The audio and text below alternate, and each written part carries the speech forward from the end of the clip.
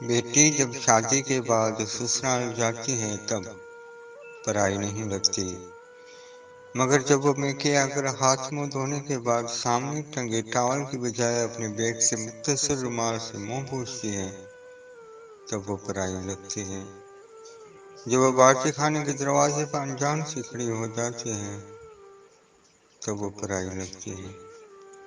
जब वो पानी के गिलास के लिए इधर उधर आंखें घुमाती है तब वो पराई लगती है। जब वो पूछती है वॉशिंग मशीन चलाऊं क्या तब वो पराई लगती है।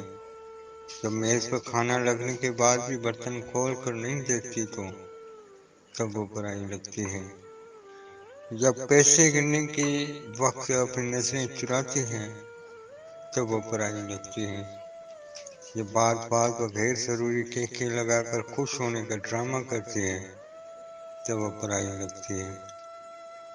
और जाते वक्त जब पूछा जाए कि अब कब आएगी, के जवाब में कह के देखो कब आना होता है तो वो पराई लगती है। लेकिन गाड़ी में बैठने के बाद जब वो चुपके से अपनी आंखें छुपा के खुश करने की कोशिश करते हैं तो परायापन एक झटके में बह जाता है, जैसे कह रही हो नहीं चाहिए हिस्सा भैया, मेरा मेका सजाए रखना, कुछ न देना मुझे, सिर्फ मोहब्बत बरकरार रखना, पापा के इस घर में मेरी याद बसाए रखना, बच्चों के जहनों में मेरा मान बरकरार रखना, बेटी हूँ हमेशा इस घर के ये एहसास सजाए रखना। और फिर यूँ होता है कि पहले जो आंचल में छुप जाया करती थी आज किसी को आंचल में छुपा लेती है।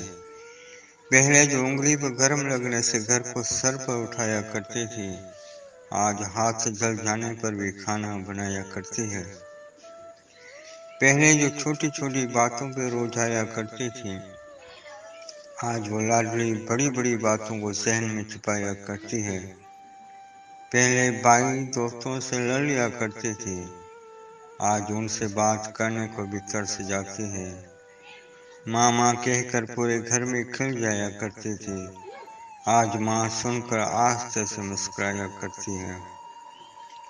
10 बजे उठने पर भी जल्दी उठ जाना होता था आज 7 बजे उठने पर भी लेट हो जाया करती है।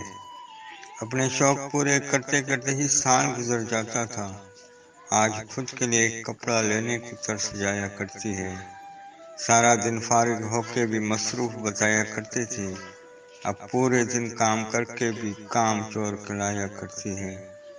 एक इम्तिहान के लिए पूरे साल पढ़ा करती थी अब हर रोज बगैर तैयारी के इम्तिहान दिया करती है। न जाने कब किसी की बेटी किसी की माँ बन गई, कब बेटी माँ के सफर में तब्दील हो गई।